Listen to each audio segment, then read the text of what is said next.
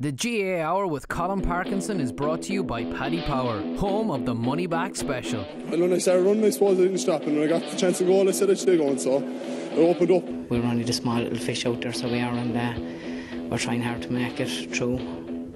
But it's hard to get the breaks when you're the smaller fish. Because I love this county so much, you know, and it's just, I'm delighted that the lads did it for the people I'm over today, because like I'm heartbroken.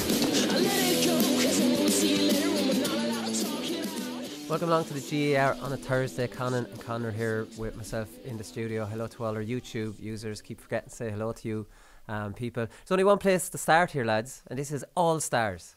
So we get the football team. This is very exciting tonight before tomorrow night. And of course, obviously, All Stars are open to interpretation, and nobody's opinion is any better than somebody else's except the selection committees.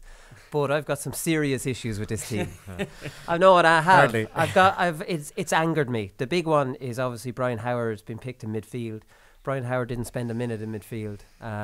He played wing forward and he was outstanding. He's a shoe-in for an All-Star, the best wing forward, arguably in his role the whole year. Well, not arguably, he was the best all-round wing forward, and now he's picked a midfield.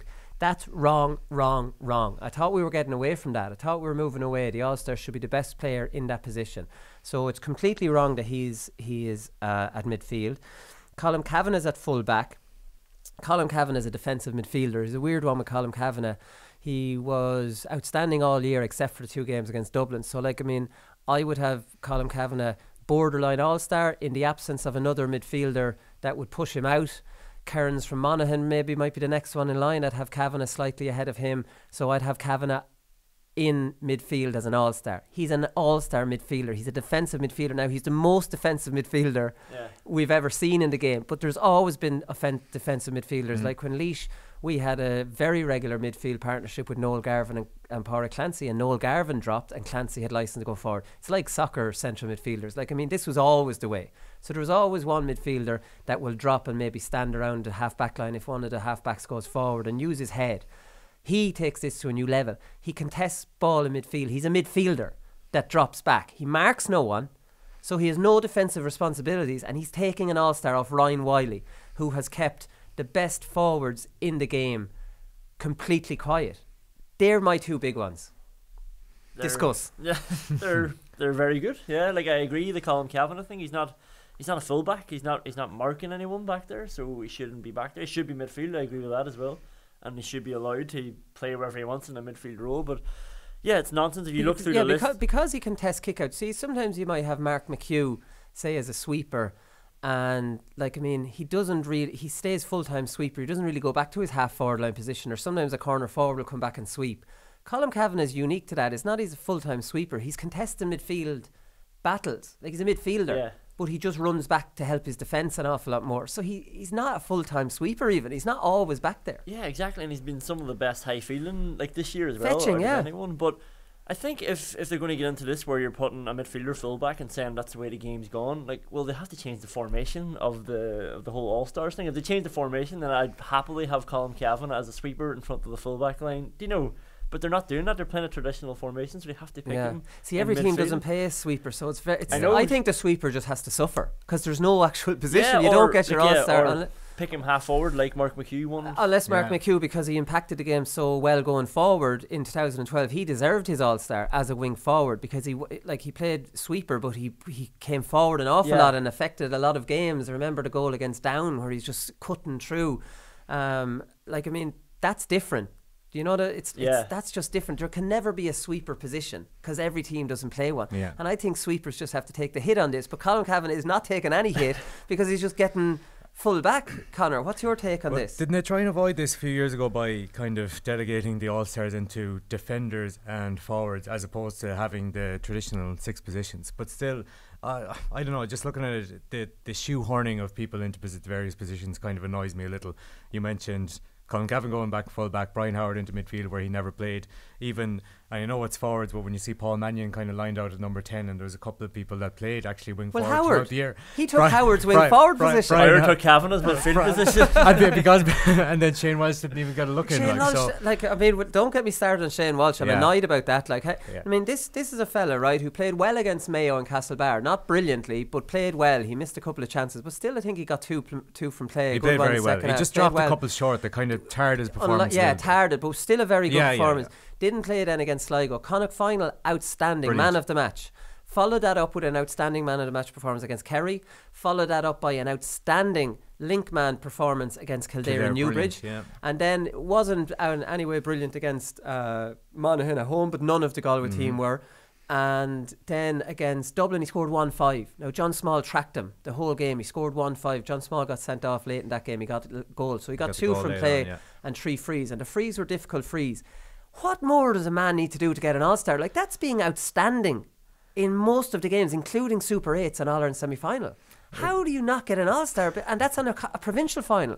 I don't understand. If that's not enough to get an All-Star, Peter Canavan has got an All-Star based on an All-Ireland semi-final and a final.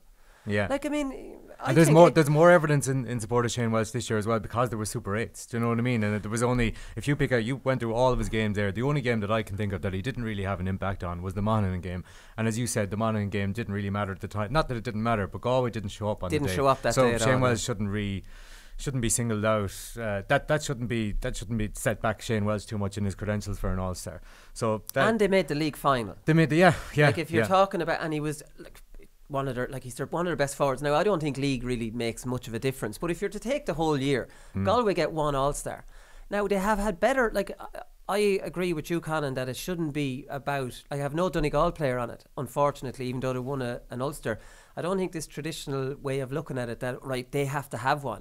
No, they don't have to have one. They have to have an outstanding player in that position. Now Shane Walsh is that outstanding number 12 for me. Yeah. And as a backup for that, then you can use Galway's year. You know what I mean? If your starting point is, does he deserve to get on it? Your starting point shouldn't be, will they have to have one?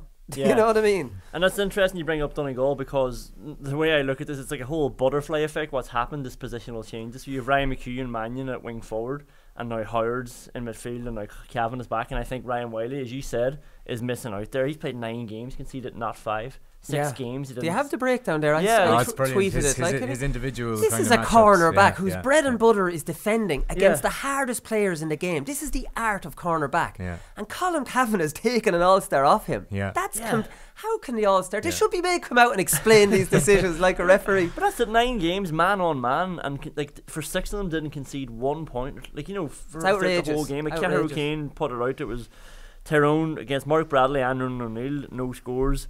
Against Corrigan, no scores. Against Fermanagh, Curry, no scores. He only played the second half of that game. Against Leitrim, against Ryan O'Rourke, he conceded 2, but he scored 1 himself. Ross Munnelly conceded nothing. Neil Flynn for Kildare conceded 2. Paul Geaney, nothing. James O'Donoghue, nothing. Ian Burke, 1 point. Lee Brennan and Mark Bradley in the semi-final, no points. That's an All-Star. And that's getting to an Ireland semi-final based on that man-marking form. That's All-Star form. And now, just because, like Owen Ban Gallagher, a lot of people would see him ahead of Wiley because he's bursting up the field and scoring a point.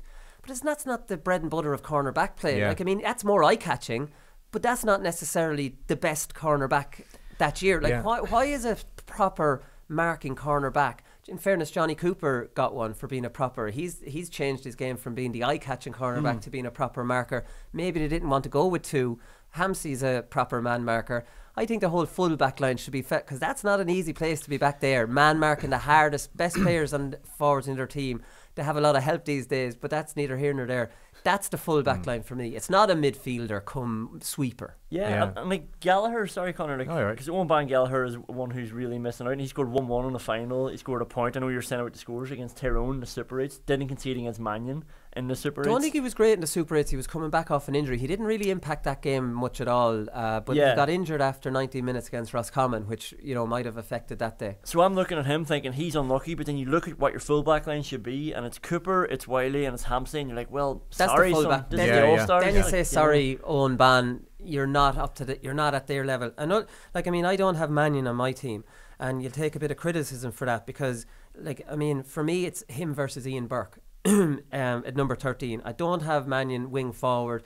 even though the Dublin forward line, they might leave 4 up and they kind of interchange around. You could argue that he could be picked anywhere probably in the forward line. He ain't getting an all-star off Brian Howard. So now he's got the 13, because he plays 10 or 13 on the left-hand side. So it's Mannion versus Ian Burke. Now Mannion's an interesting one, because I was up at the match in Oma against Tyrone and he was struggling. Like, I mean, the biggest thing he did in the game was he made a track back and made a brilliant tackle at a really important point of the game. Yeah. But he kicked a really bad wide in the first half. I remember thinking to myself during that game, he was coming off the back of scoring nothing against Donegal. I remember thinking, geez, Mannion's struggling to recreate last year's form.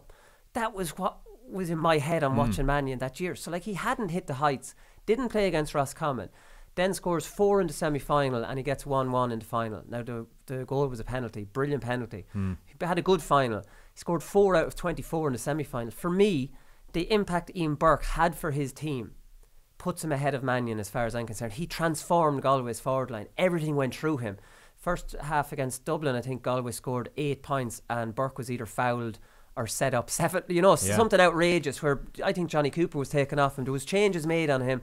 Kerry, there was changes made on him in the first half. He was that good. He destroyed Kildare. Super 8s now we're talking. 3 points and loads of assists in the Connacht final. This fella was the outstanding number 13 of the year as far as I'm concerned. Mannion, brilliant. And we saw how brilliant he was last Monday night, but that's irrelevant to the All-Stars. That, for me, that's an argument as to why he doesn't deserve an All-Star, because that's what he's capable of. I didn't see those heights from him at all. But that's another argument. Is he allowed to hit those heights and take shots from the sideline for Dublin? That, like, the first 2 points he get against St. Jude's were outstanding. Yeah. They're flair points that we just don't see from Dublin forward. So is Mannion losing out to the Dublin system? Well, just going back to Ian Burke. He hasn't lost out, by the way. He's lost out to me on my team. Ian Burke completely turned the game against Mayo as well. And yeah, he completely came on in the second half, set up the winner goal, but he was so good at winning ball, and he's the fastest hands I've ever seen. Like, just to transferring the ball so quickly. Like, if you're making a run off Ian Burke, you know you're going to get the ball, and you know you're going to get the ball in the most advantageous position for you to take a score after that. So I'm delighted for him that he's involved in the team. And as for Mannion, I think you're right. I think the narrative about Paul Mannion for a while leading up to the semi-final was that he wasn't hitting the heights of this year. Now it's their high heights to have to hit. They are. But I remember, like, the semi-final, I think, was one of the first balls he got. Owen Kern had been having a brilliant year for Galway. He skins him down gets a point off him, really kind of lays down a marker. But Paul Mannion isn't the first player that will probably have gotten All-Star based on their semi-final and their final contribution alone. Now that should possibly have changed this year because there was essentially three quarterfinals with the Super 8s. Yeah. But I think, I don't know, maybe it's not the case with Mannion, but some people confuse what the All-Stars are meant to be. I mean, some people say, Paul Mannion's one of the best forwards in the country. Exactly. That's not the point. He's the one, but was he one of the best forwards in the country this year? His position. Yeah, exactly. And you see with Cluxton, one of the greatest players of all time. But, like, you get that a lot, don't you? Of course he is. But, like, was he the greatest player of all time? If you were picking the best All-Ireland 11 or 11-15, Mannion and Cluxton would be on it every day. Well, that's not the All-Star. But you're amazing how much you get people saying that. Yeah. Mannion's like the best number 13 in Ireland. Yeah, I know. Nobody's disputing that. Yeah. So it was funny. Like, I think you might mention Tomas O'Shea, but and he was on about the amount of dubs being in the team. I have his tweet before you go anywhere. To do 4 in a row and get 7 players, question mark. Nothing against Beggan at all. He had a great season. And forget the last few years, but Cluxton was the best goalkeeper this year. Kerry, the only other team to do 4 in a row in the All-Star era, and they got 9 that year. I'd have 9 or 10 for the Dubs this year. I just can't now. I know Tomas listens to podcasts, so Tomas, I'm talking directly to you. How the hell are you? 4 in a row is irrelevant to who are the best players in those positions this year. Exactly, he just said that himself. It's completely irrelevant. He's just said forget the last few years, and then he said Dublin have won 4 in a row. Like, forget about the last few years. So we're talking about this year. So the other 3 All-Irelands don't matter. So I don't know what he's talking about, unless he's obviously the Kerry thing. But, like, I'd say that I don't even want to comment on Kerry getting 9 All-Stars. It's so far back and I didn't see those games. But at the same time, it just makes no sense. My theory in Tomas O'Shea is that the Dublin trolls have infiltrated his mind. And because they've made, these Dublin trolls have blocked most of them now on Twitter, because they actually get inside your head that you're anti-Dublin, and suddenly then you have to try and show that you're not anti-Dublin by overly praising Dublin when they don't necessarily deserve it. I think this is what Tomas has fallen. I think he's fallen into this trap. Pat Spillane has fallen into the trap ever since the Connolly thing. He's going out of his way now to say how great Dublin are. Out of his way when it's not even.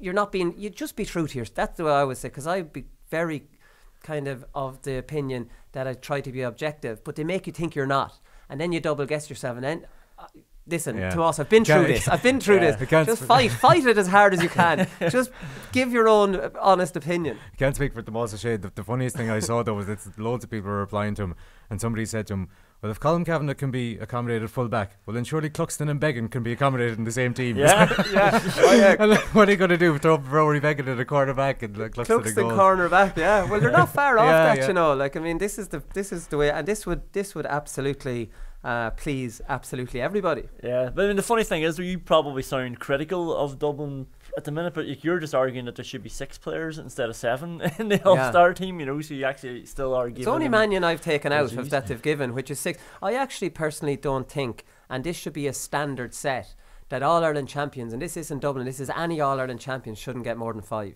Because as far as I'm concerned, on any winning team, you have 5 players that have just been have been head and shoulders above everybody else. So you look at Galway this year and you think Ian Burke, Shane Walsh, so they were a level above all the other. Then you look at Comer, who was really, really good, but maybe not at their level. See, this is why I see Mannion being really, really good, but Kilkenny was outstanding. Then you see James McCarthy being really, really good, but Jack McCaffrey was outstanding. You can see the difference in levels of them being really, really good. These are players of their generation just being really, really good. They could probably have a better year.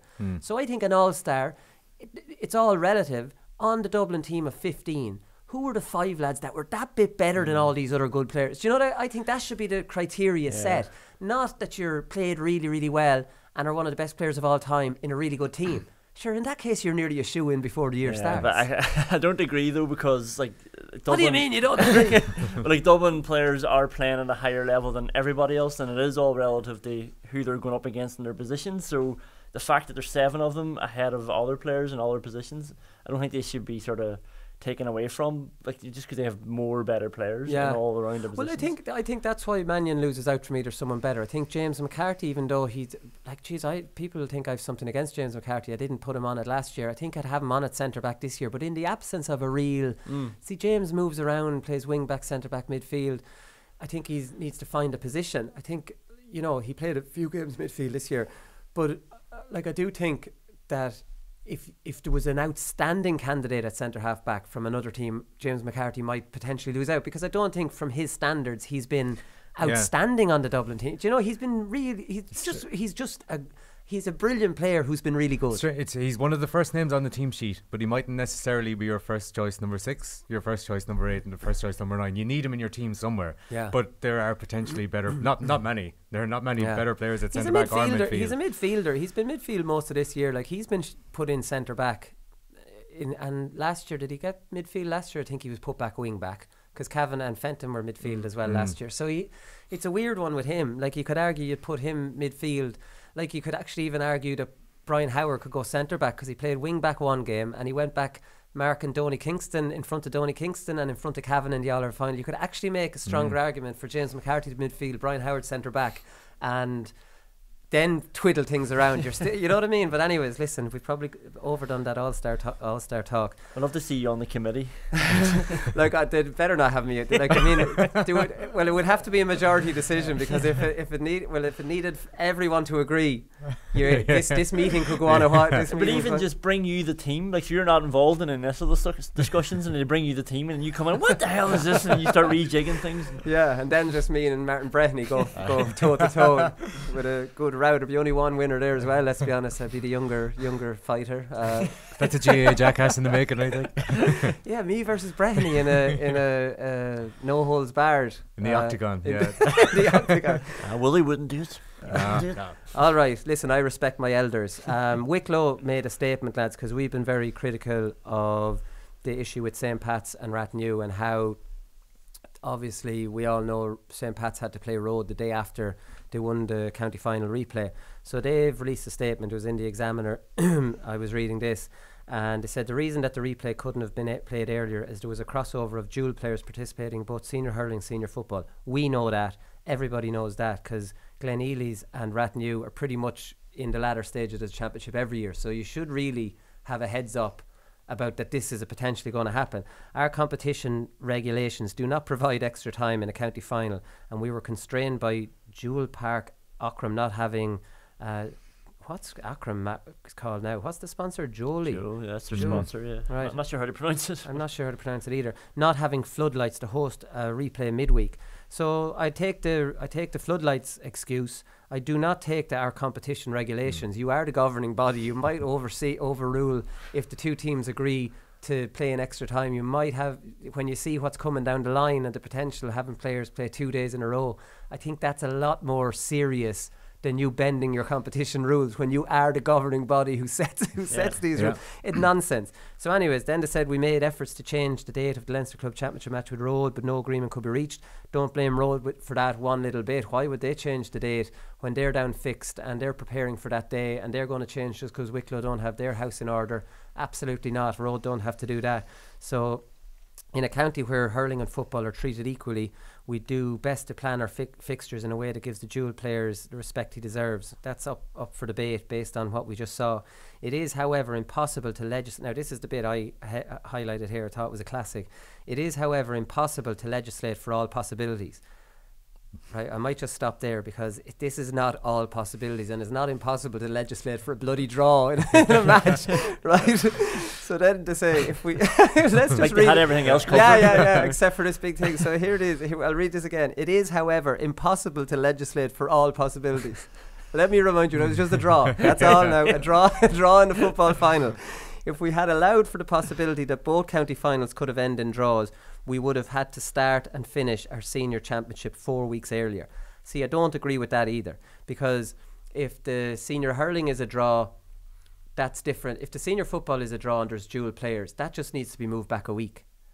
Right? So you're just moving the football back a week. You're moving the hurling back a week to allow for the draw, because that could potentially clash with the Leinster club. So they're playing in Leinster club this week. So they actually have 2 week break between the hurling final. So the hurling final let me just be a bit clear on this. The hurling final was on the 20th of October. So if you're saying there was a draw on that, it would have been last weekend and they're out in the Leinster club. So they wouldn't have had to change the hurling at all. Yeah. So the hurling is fine.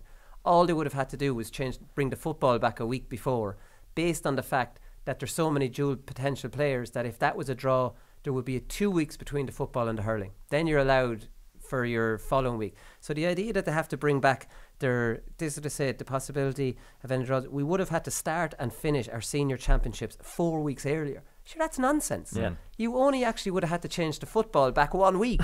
That's all. Just to keep a 2 week break between the two of them, not have them on top of each other. The hurling date was fine because there was 2 weeks between the Leinster club.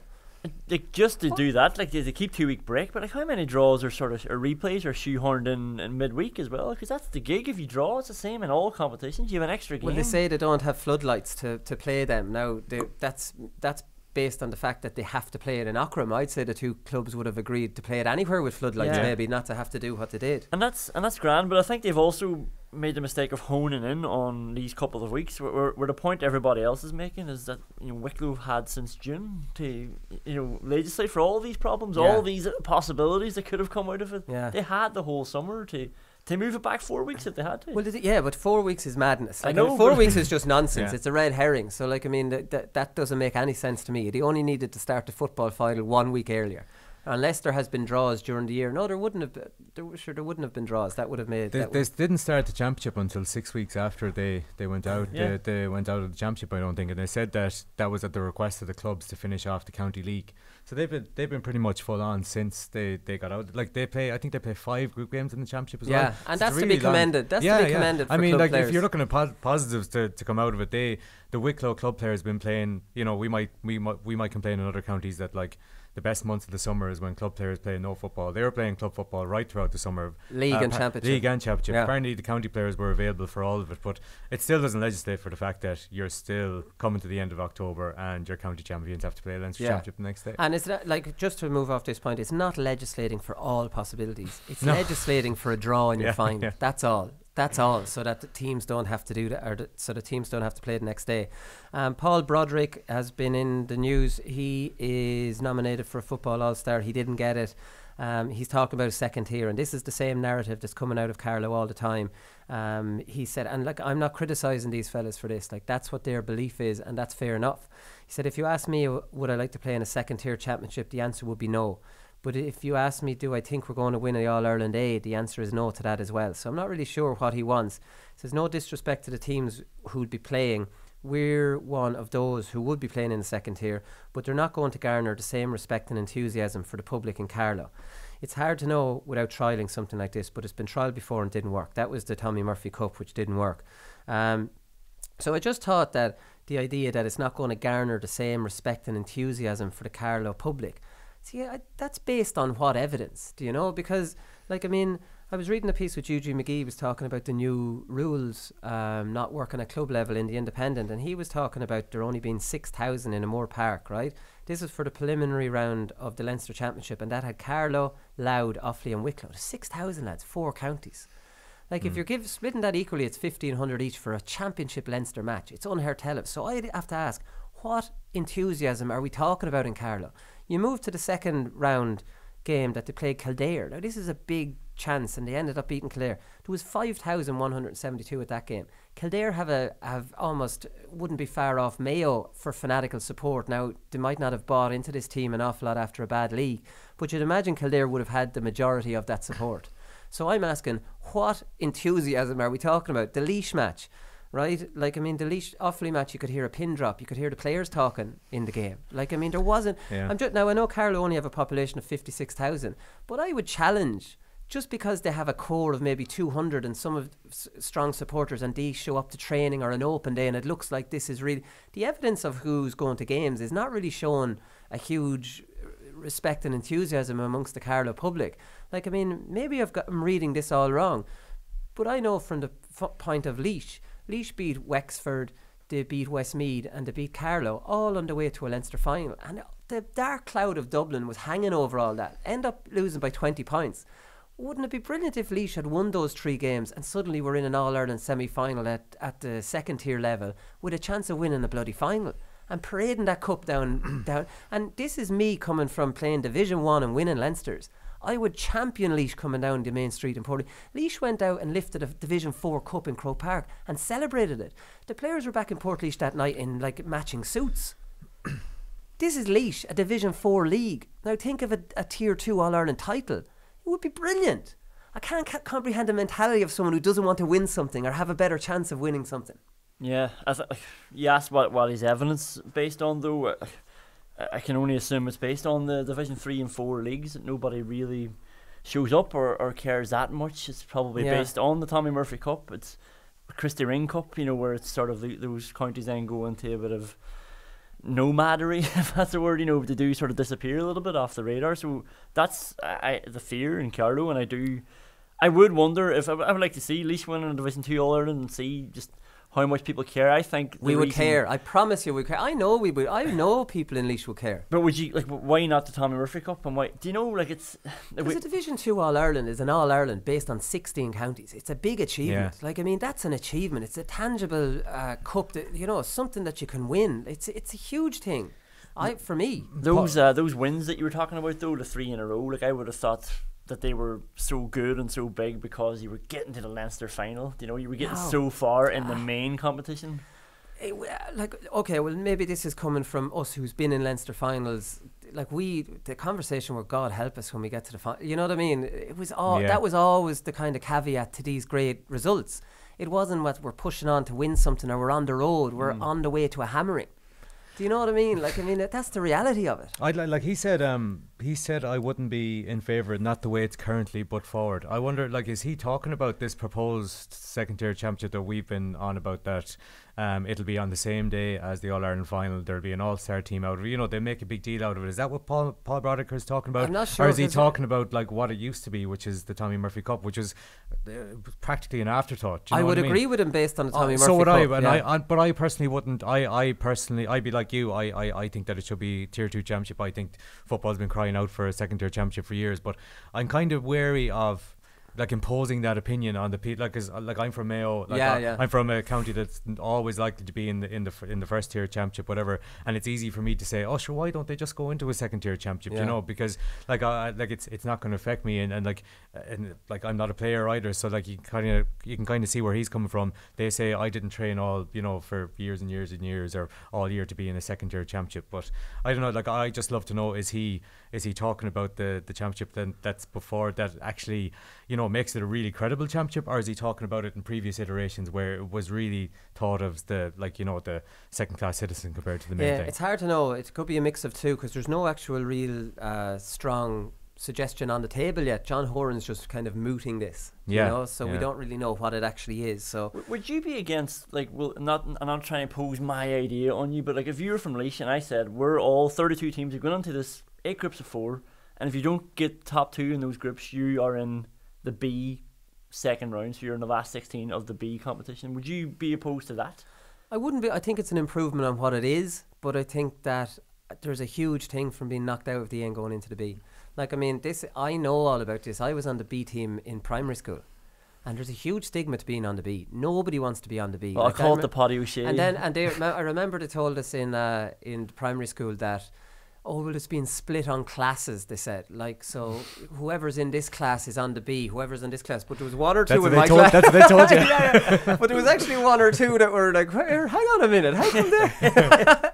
But, like, I mean, it was embarrassing to be on the B. I didn't, like, nobody wants to be in a B, be in an A, and then knock back into this B. That's why I think it's important they're called Division 1 and 2, because Division 1 and 2 doesn't have that same stigma. Also, I think that you have to train all year for it. The first, like, when you set your goals out at the start of the year, they have to be to win that Division 2 title. That has to be your goal, and you're working towards that.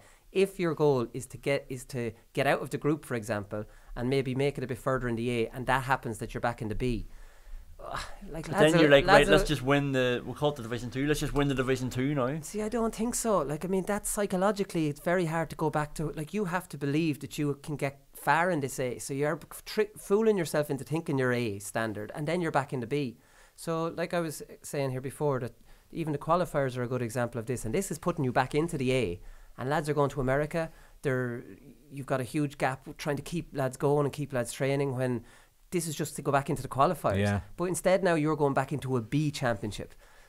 I don't know. Like, I mean, I think that's where it might struggle. But anyways, we're falling into a championship structures kind of hour-long podcast here.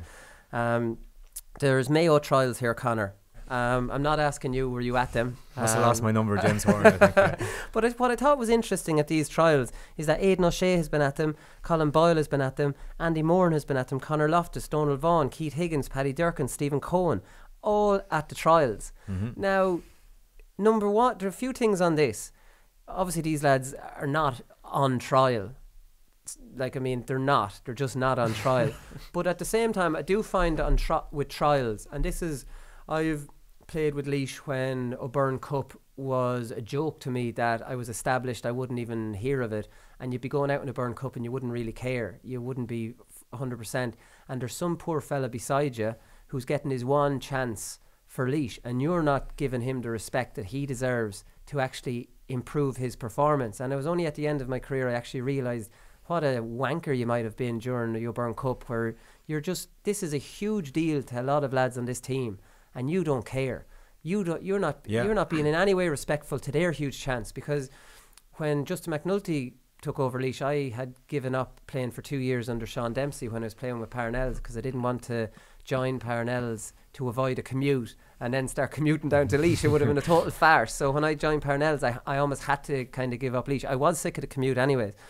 But I remember that year Justin McNulty asking me back in, and he asked me back in late, and I wondered why he asked me back in. It kind of seemed to me like maybe someone had pressured him into asking me back in, or why wouldn't he have contacted me sooner. But anyways, went to a trial or two, did all right, and then was training really hard. So my O'Byrne Cup that year in 2011, I needed this O'Byrne Cup. Yeah. I needed it. So we played Wicklow, and I had, like, another thing with the O'Byrne Cup is that I hadn't played for Parnells in maybe about 10 weeks. Hadn't played a game of football, because all these training was strength and conditioning and long distance running.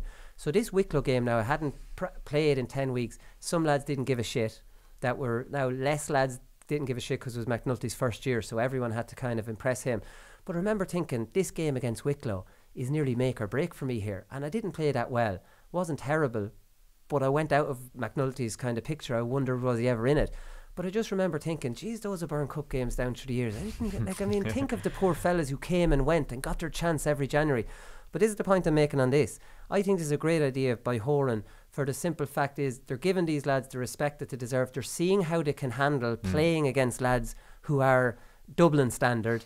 And that's how you judge a fella, based on not how they play amongst the B standard players, it's how they play amongst the top players. Yeah. Do you know what I mean? I think it's a good idea for that. For the idea that they're on trial, like, I mean, that's just not the case. No, I don't think so. I think when James Horan announced these initially, I think the original perception from everybody, and I'm not sure that this include the county players, was that it wasn't going to include any of the county players, that it would be those outside the panel looking to get a look in.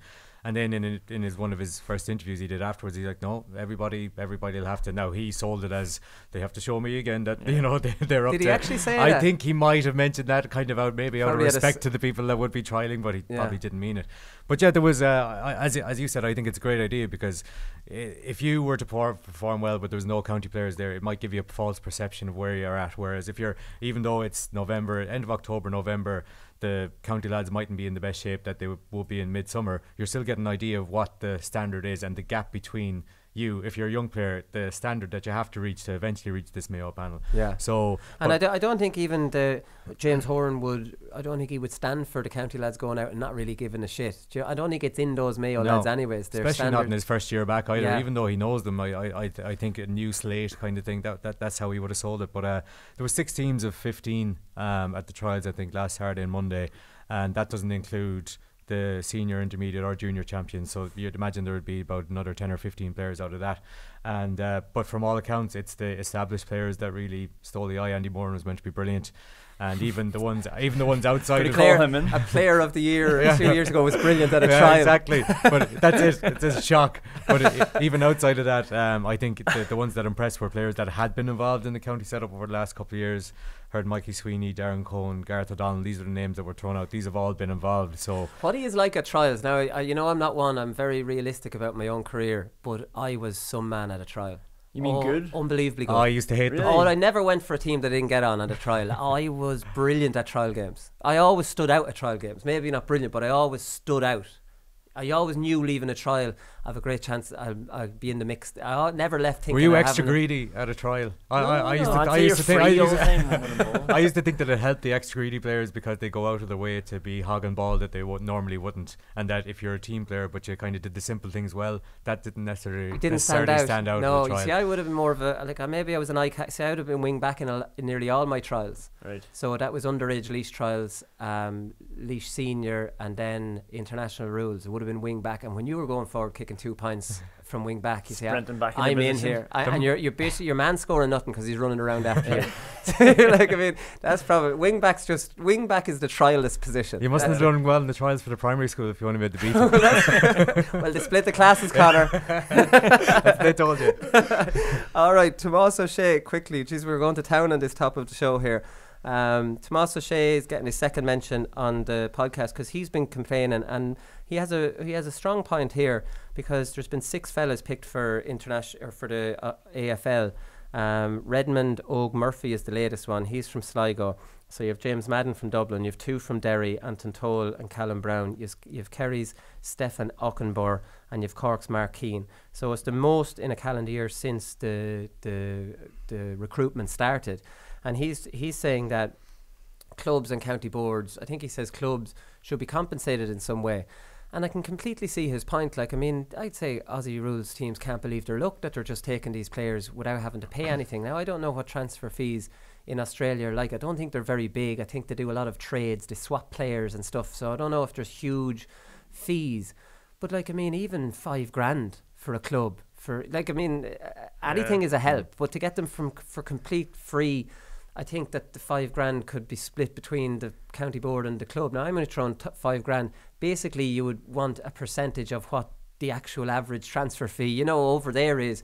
But the idea to get them for free, I think, is just like that's something that really Ireland should be putting their foot down. I'm trying to think of the other side of it, and maybe are they concerned that the AFL will pull out of it altogether and take that opportunity away from players? Like, I don't really know why there wouldn't be a fee. I'm trying to think of a reason. Yeah, well, like what I suppose that's what people like Tomas and I'm sure all of us would like the opportunity to not come away completely from players, but for AFL teams to take it a bit more seriously, that they can't just sort of gather up a pile of people and then just sort of cast them aside when they don't need them anymore. That's a killer for you in Derry. Like we've got screwed. Like I mean, we've got completely screwed on with a lot of players down through the years, and our best prospect in the last 20 years, Zach, is still out there.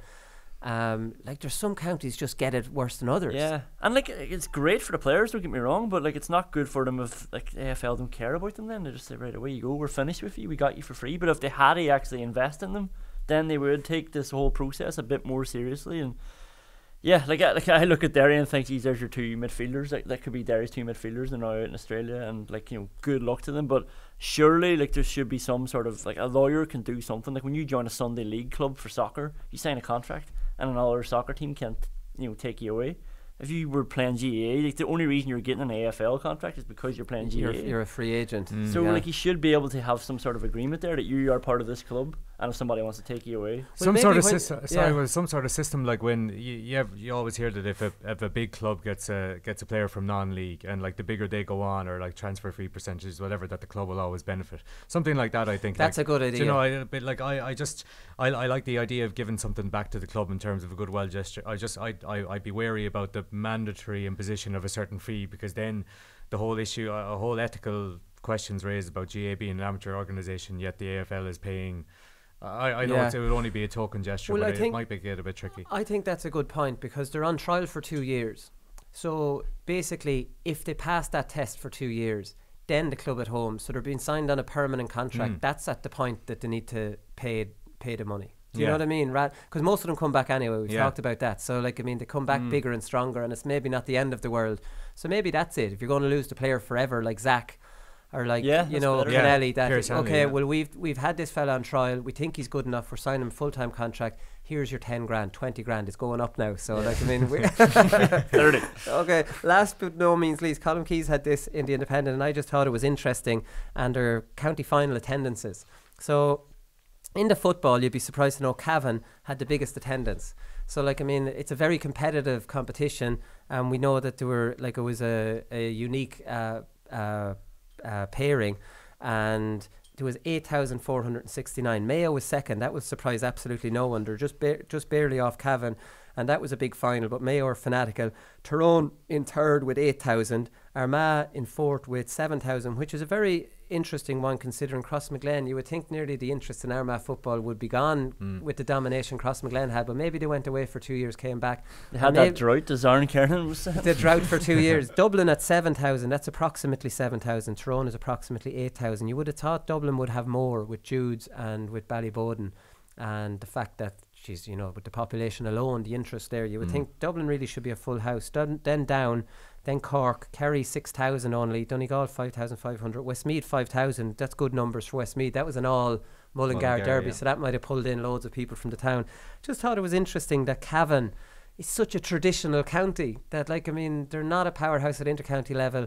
It was a unique pairing, and they're the top attendance. I don't really know if it's a talking point here, lads. It's maybe just like I thought that the fair play to them. In hurling then, Cork, which will surprise no one, had 10,214 at their county final, which that was the best one. Kilkenny, unbelievably competitive championship, 9,145. Limerick, na Piarsaigh winning it most years, but still competitive, 7,526. Tipperary, 7,406.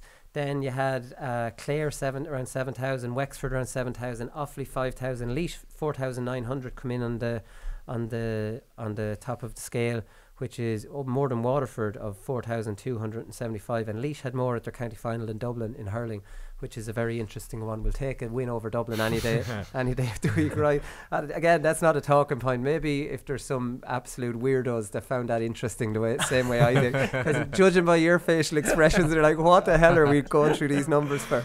Right, we'll come back with Liam Gavaghan.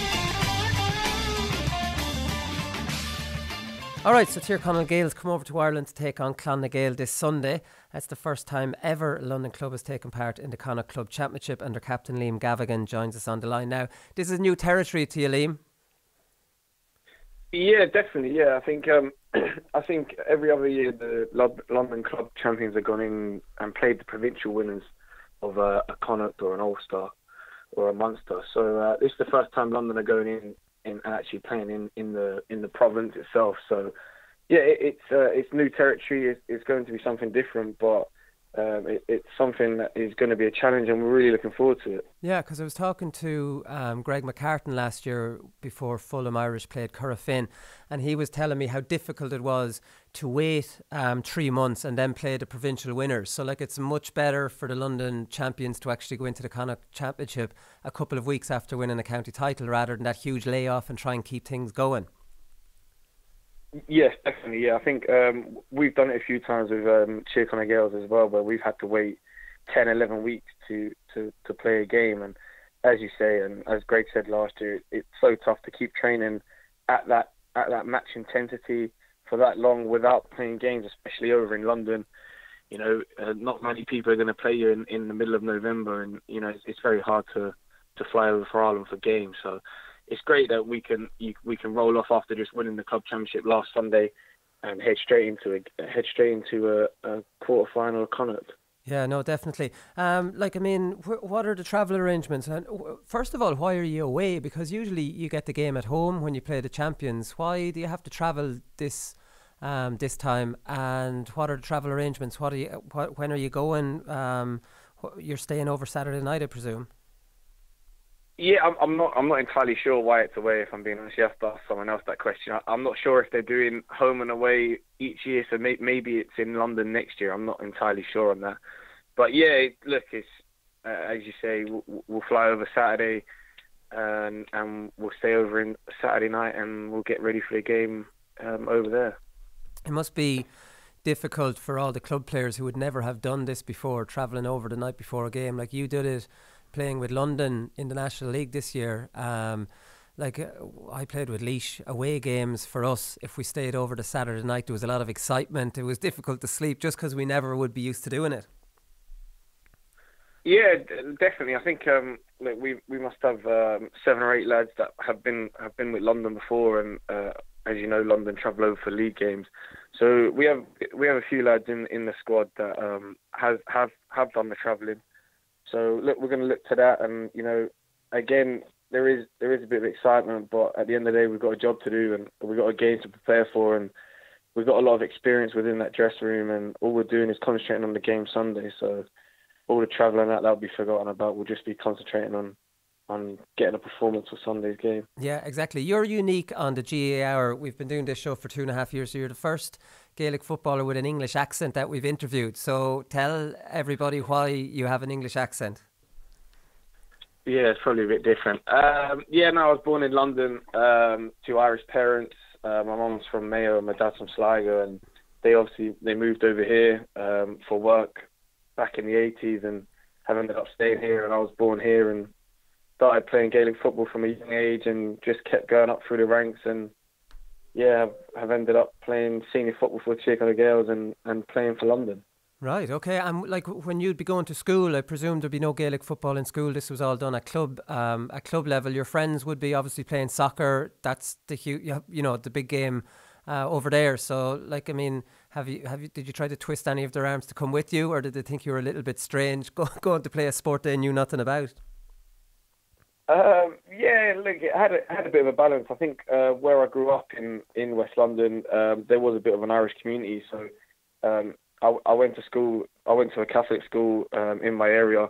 So yeah, the majority would not play Gaelic football, but then you did have a small community of us that did play. So obviously then we played for Tir Chonaill Gaels, which is based in Greenfield where I grew up. So and you had loads of other schools within the area that would have friends. So yeah, when you go to training, you know, you'd meet like-minded people that come from a similar background like me, from parents coming over here to work, and you know, their parents send them out to play Gaelic football from a young age. So yeah, that just, you know, we just went along, and you made friends through that. So not only did you have your school friends that you grew up with that were playing, say, soccer and rugby and whatever, you also made friends in an Irish community through Gaelic football. Okay, right. That's fair enough.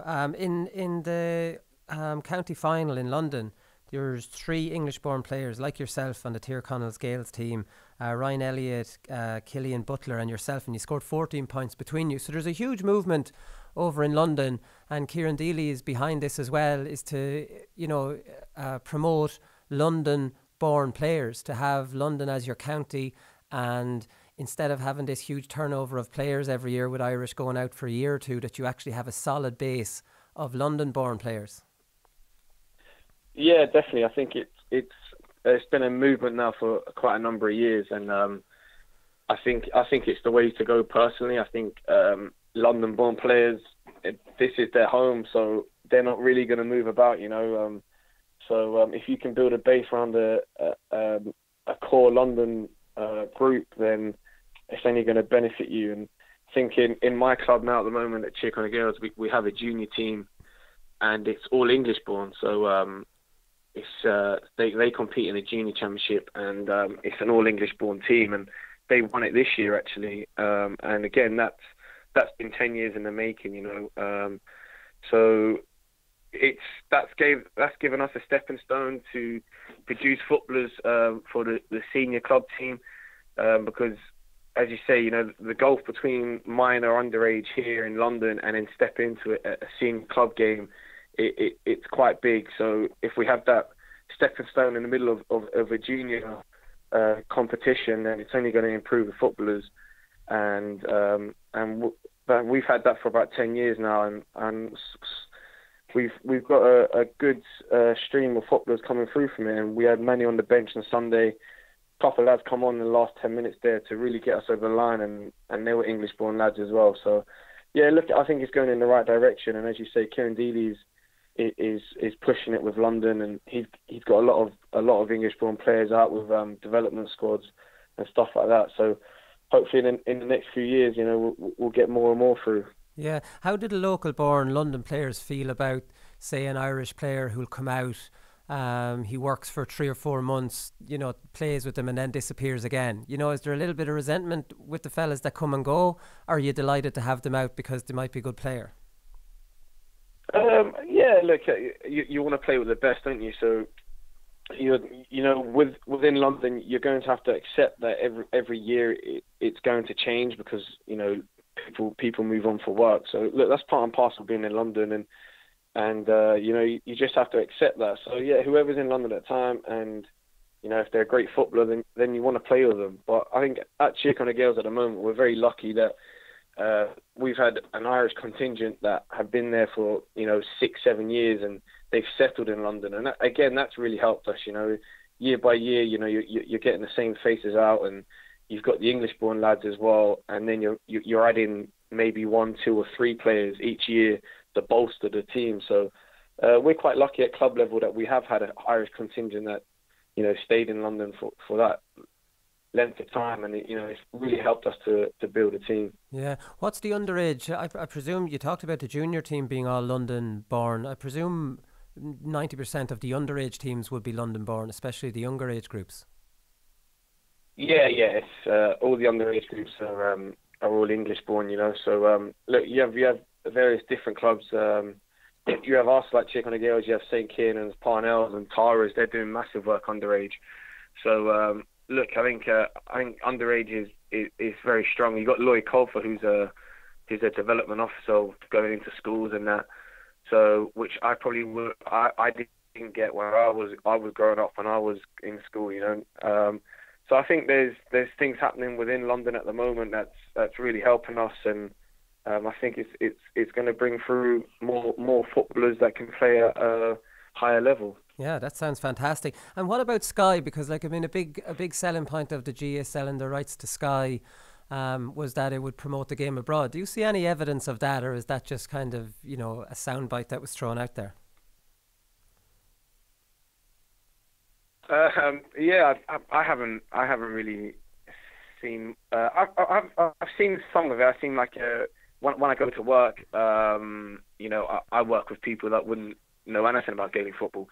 So they come up to you and say, "Oh, I was at home at the weekend, and there was a game on the telly on Saturday evening. And I watched it, and really interesting. And they may get into it and watch a few more games. So in that respect, it being broadcasted on Sky, it's getting it's getting more people to probably watch it. But in terms of getting probably more interest of people getting into Gaelic football abroad, it's probably not really happening. It's probably still, your same Irish communities and things like that. So yeah. You're not. I think definitely people are watching it more. You're not seeing English families rock up at Tir Chonaill Gaels and say, "I saw the game on television. I'd like to sign my son. I'd like to sign my son or daughter up." Yeah, exactly. I don't think that's happening. I think people are, just at home and tuning in and just enjoying watching the game. But yeah, I don't think they're bringing their kids down to Tir Chonaill Gaels to take up Gaelic football. Yeah, exactly. Come here, you mentioned work there, and you work night shift. So I was reading that you obviously sleep all day, but you think that it's not the worst thing. You're well rested then when you go training, is the way I was reading you put it, which is fair enough. But I was just wondering, when you come off night shifts and you have to change your body clock back around for the weekend for matches, that must be a real challenge.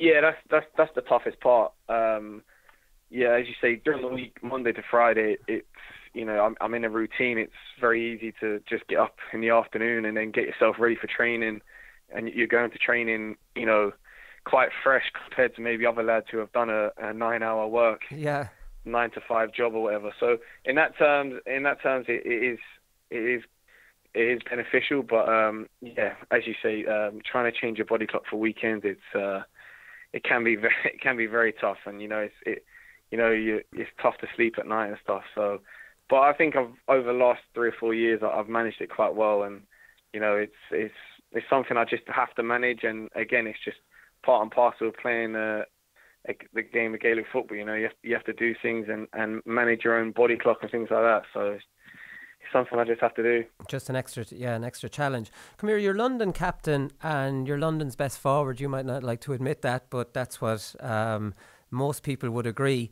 But London had their best year in 2013. I was just wondering why you missed that, because we would have become very familiar rather with a lot of the London players from that year, and you weren't around at that time. Yeah, no, I played in 2011 when Paul Coggins done his first year, and I think I was 19 at the time. But then I stepped away for a few years. I had exams at work and things, and then I went and done a bit of travelling and stuff, and so yeah, I stepped away for a few years, and then I came back then the end of 2015, and I've carried on since then. So yeah, I missed 2013. So yeah, they had a great run that year, and it was a bit disappointing to miss it, but yeah, no, I wasn't available at that time. Yeah, but the future, it's optimistic. You won a game in the league this year and you drew with Limerick and you beat Wicklow well. So things are looking up. Like Kieran Deely, this is me from the outside.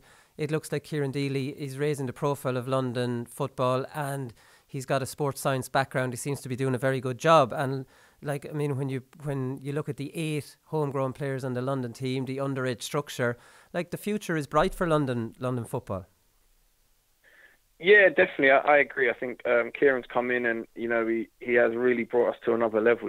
As you say, his professional background is within sports science, and he deals with professional football clubs like QPR. So, he's used all that expertise to really get the best out of London GAA and out of us players. And he's brought in the right people, and training's been brilliant. So yeah, I think we are going in the right direction, and hopefully we can keep going. As I said earlier, the toughest thing with London is each year to turn around the players. That's the toughest thing for London. So hopefully this year we can build on the last couple of years, and go for it again. And we know the league campaign is going to be another a tough ordeal, and we got games away this year, whereas last year all our games were at home, and that benefited us because all the travelling and whatnot. So, but this year we got games in Ireland again. So it's going to be another great year that I'm looking forward to, and hopefully London can push on again and improve and get more wins under their belt. Exactly. And just on the game this weekend, you've obviously got Paul Coggins, who we all know as former London manager. He's managing you, and another little bit to this story is he's a Roscommon man, so he'll have you well briefed on Clon na Gael. Yeah. You know, he's I think he's from Michael Glavy's club, is it? But yeah, look, Paul Coggins is he's a very passionate Roscommon man, and I think he's looking forward to it. You know, he's looking forward to bringing back his club that he's been part of Tir Chonaill Gaels for, I would say, 20 years. So I think he's very looking forward to managing the team and bringing them back to Roscommon to play the Roscommon champions. And I'm sure it'll be a proud moment for Paul, and hopefully we can go and put a performance on for him and you know, have a good day in Dr. Hyde Park on Sunday. Exactly. Before I let you go, Declan Rice has been in the news a lot recently, and it looks like he's going to go play with England now in soccer, and it's a similar situation to you, very strong Irish connections, but you know, is English born and is English, so I'm sure you can identify with what a difficult decision he's had to make. Yeah, definitely. You know, it is tough.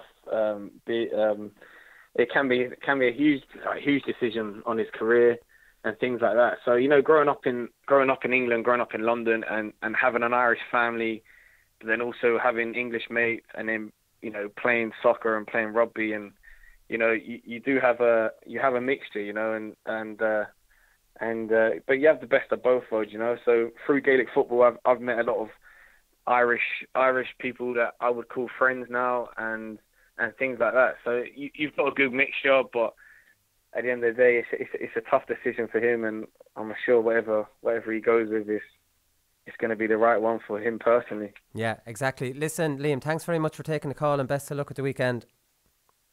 Yeah, no worries. Thank you. Take care.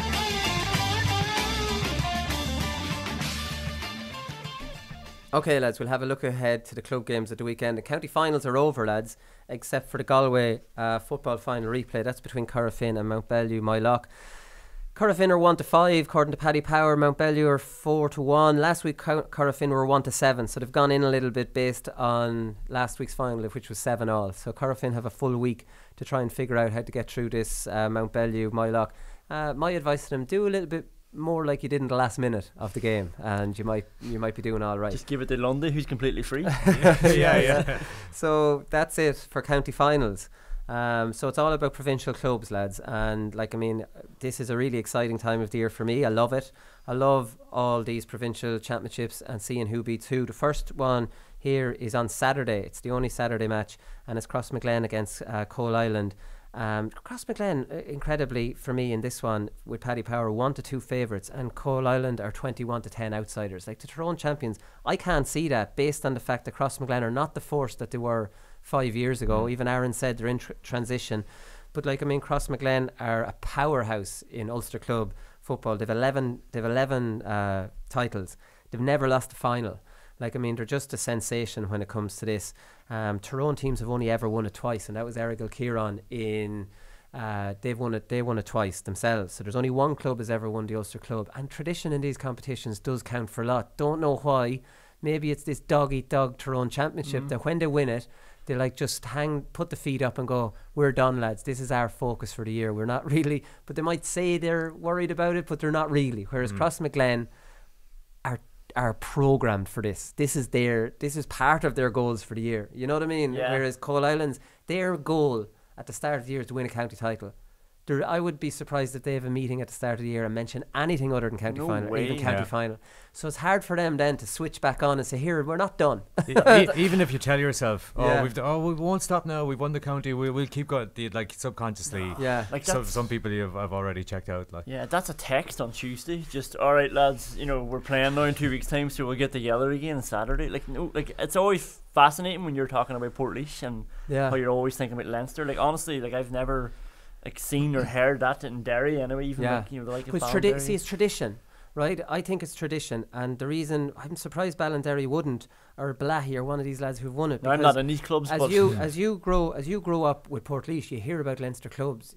My uncle captained Portlaoise to a Leinster club. I heard about that growing up. I wanted to win a Leinster club, not only a county title. So we won our first county title in '99. We went into Leinster. We were just delighted to win the county. Now, we talked a bit about it, but we wasn't really. Then when we won our second one, I remember I was in America for the Leinster club. I went back over to America. It wasn't that serious. It wasn't until 2004 where we won our third one that we were a goal at the start of our year with the team we had. Like, a lot of lads actually bet on us to win Leinster at 16-1. We were outsiders because we hadn't won Laois in a few years, and we won it, and they all cashed in. But that was it. That's when the tradition kicks in. So if you look at this next one, Burren versus Scottstown, right? So Scottstown have won the Ulster Club 4 times. They won it 3 in a row, 78, 79, 80. Burren have won it 5 times.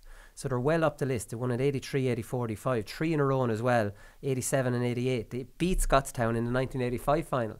So wouldn't be surprised if this is being mentioned in the Scottstown dressing room. It's like, we are a big traditional club, and we don't stop at Monaghan titles. We look at, and they'll list out a few of the lads that played years ago.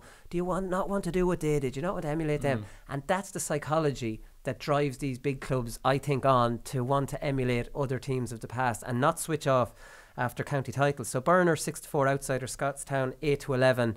Scottstown's pedigree and inter-county players probably reflected in the fact, but it is in Park Elser. So not sure if you have anything to say about that one, lads. No, but I agree. Like, I think there'll be sons, and there'll be probably people on the coaching staff as well, like, who've played in these games that you're talking about. Yeah. And their sons will be playing, like, so there will be that sort of tradition. I agree, Willie. Carry on. There you go. See, that's the thing. Like, we were told all about, like I mentioned, my uncle was on it, but Curly Prendergast, Colin Brown, Jerry Brown, all these famous Portlaoise players who won numerous county titles, and they won like four Leinsters, and they won an All-Ireland. And it's like, can you achieve what they achieved? That was always the challenge for us. Now we didn't. We only won. I only won 1 Leinster, but Portlaoise won 2, and we absolutely should have won an All-Ireland. But it's always like a bit of a huge regret that we didn't win more at Leinster, like, and All-Ireland level. How is that comparable? Like, you say, like, Portlaoise would have like dozens of county titles, and so it's natural that their ambition would be to go on and win provincials and All-Irelands, whereas Castlereaghan and Cavan, they won their first county in like 50 years, 52 years, I think. So, like, the ambitions of the clubs are skewed. It's like, how could you not get carried away by winning your first county title in 50 years? And no Cavan club has ever won the Ulster Club, so they're 5-2 outsiders to beat Coleraine from Derry. Cian Mackey, lads, it was a good one about Cian Mackey, because I texted Cian Mackey the night after they won the All-Ireland, or they won the county final, and I got his number off one of his Cavan teammates, and the Cavan teammate, once who it was, says, "You'd be doing well now to get Cian for the next week after winning that." So I sent him on the text anyways, and couldn't believe it. At 11:30 that night, got a text back. "Yeah, no problem, Wooly. What time are you ready at?" No spelling mistakes, no nothing, perfectly legible. His assistant. So I went, geez, that was an interesting one. So I rang him about 5 times the next day, no answer. I texted him the next day, no answer. I haven't heard from Cian Mackey. So if anybody knows if Cian Mackey's all right, can you contact us on the show and just let us know that he's okay, that he's going to be playing this weekend. Derry clubs have won the Ulster Club 15 times. Won Balahi, Ballinderry, Slough-Nail, Dungiven, Deloop, and Ballerin. I'd never heard of that club. Ballerin. Yeah. There's my pronunciation again. So, like, I mean, even if your club hasn't won it, even the culture within the county can move. Yeah. You know what I mean? Can push you on. So, like, I mean, Coleraine might just be based on the fact that, Jesus, Derry clubs have never let themselves down. Like, I mean, I'm picturing the speeches by the managers in the dressing room to try and get these fellas back psychologically into the frame of mind to play. Well, it's interesting, like 2014 when Slough-Nail won their first Ulster, their second ever county title that followed an Ulster, because they had beaten Ballinderry, who the year before had won an Ulster. So maybe then when you come through that, and you believe you can win it. They won last year, let's go on and win this. Then they got to the All-Ireland final, got there again, and they won 3 Ulsters in that time. So Coleraine haven't beaten Slough-Nail after a draw and a replay, so they deserve to beat them after 2 games. They've come through that and think, right, here's a team who 2 years ago were in the All-Ireland final, 4 years ago were in the All-Ireland final. Let's start looking at Ulster here, because they let themselves down the last time they were in it. 2010, they lost the first round. And that was it. See, maybe losing one like that is important, although that's 8 years ago, so there might be a completely different team, or is it? Right, so Carrigan from Antrim are 10-3 outsiders according to Paddy Power. They play Guidor, they're 2-7. Donegal clubs have only ever won it once, lads. They've a very bad record, and I mean, think of what a great county at inter-county level Donegal has been. To only have St. Joseph's win it in 1975, there's no culture in Donegal with the Ulster Club. I found that incredible, that the likes of Crossmaglen can be up on 11, and even Mullabawn there's 3 Armagh clubs have won it. Like, I mean, there's 7 Derry clubs have won it. There's only 1 Donegal, which is unusual. And they don't do well in any of the games. Like, you never mind win the whole thing. They usually lose. Like, the first round, I'm surprised the Carrigan are such long odds. Kilcar, I thought, only this year they were destroyed with injuries. Ryan McHugh, McBurty were out.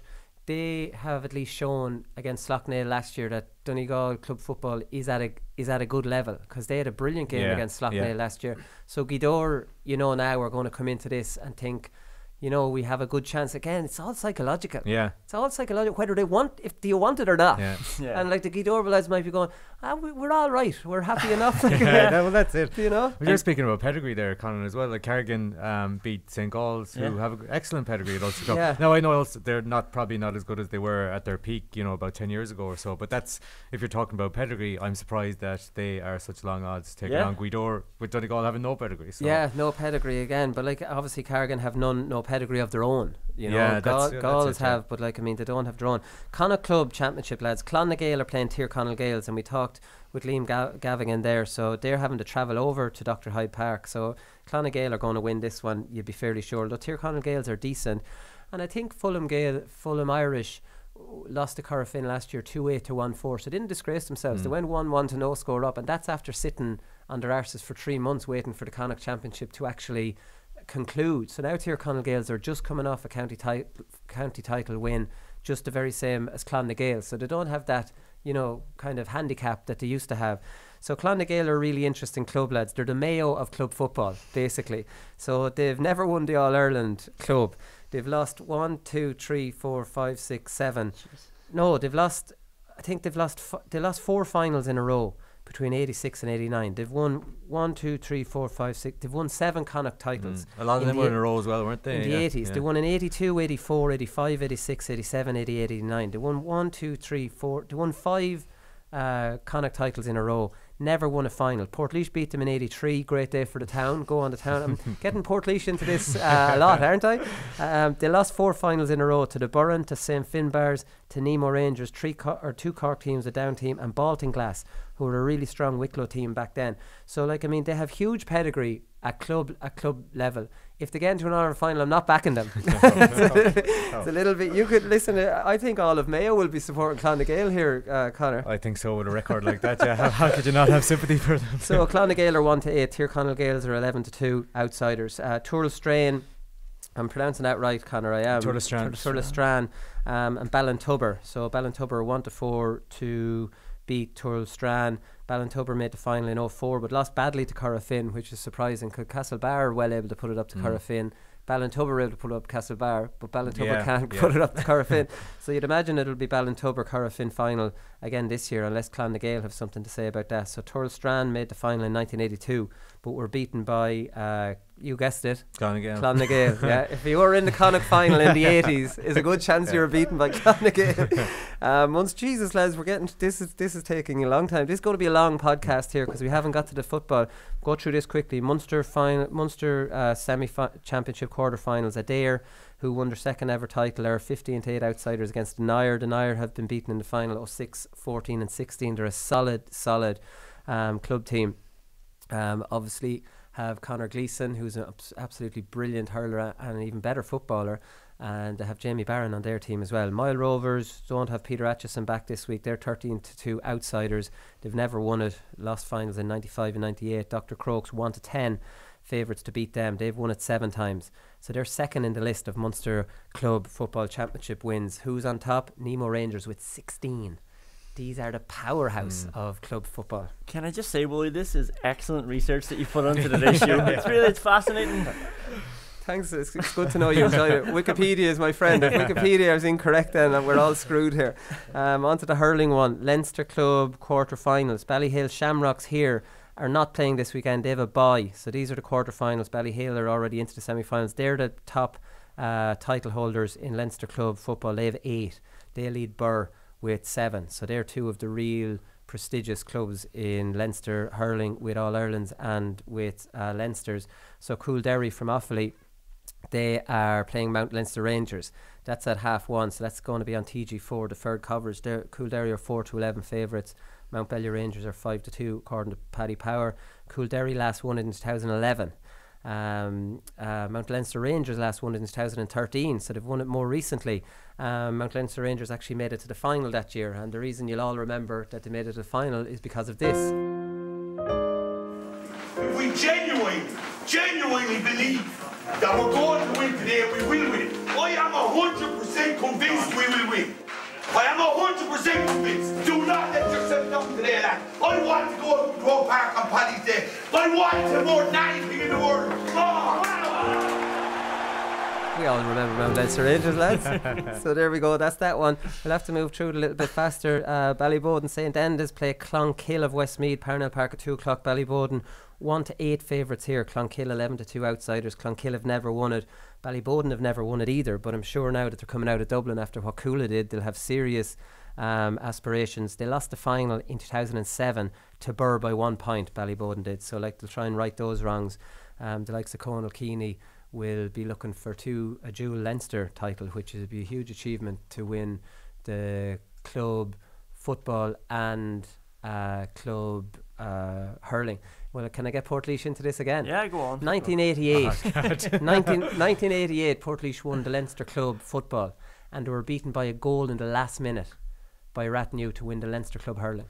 Imagine being dual Leinster club. Now, I need to check, is that 88? I'm pretty sure it was 88. That it's never been done. Slaughtneil did it. Slaughtneil, the same year. Yeah. A double Leinster, which would have been. And I remember being at the game with my father. A goal in the last minute to Rathnew. So, like, I mean, that was a heartbreaking for Portlaoise. Yeah, sickener. What's the hurling like in Portlaoise now?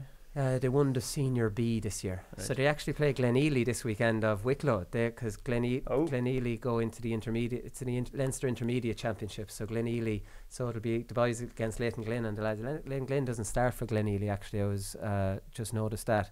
So they play them. What else have we got here? We've Camross from Laois. They're 12-5 outsiders against Naveena. That's in O'Moore Park. I wouldn't really have Camross 12-5 outsiders there. Camross have tradition in this. They've won it twice. Naveena have only won their first ever county title only 2 weeks ago. So, like, I mean, Camross will be seeing Laois Championship and will be absolutely focused on the Leinster club, and they're at home. And they're against a club who've only ever won it once. I'd be giving Camross a much better chance there than 12-5.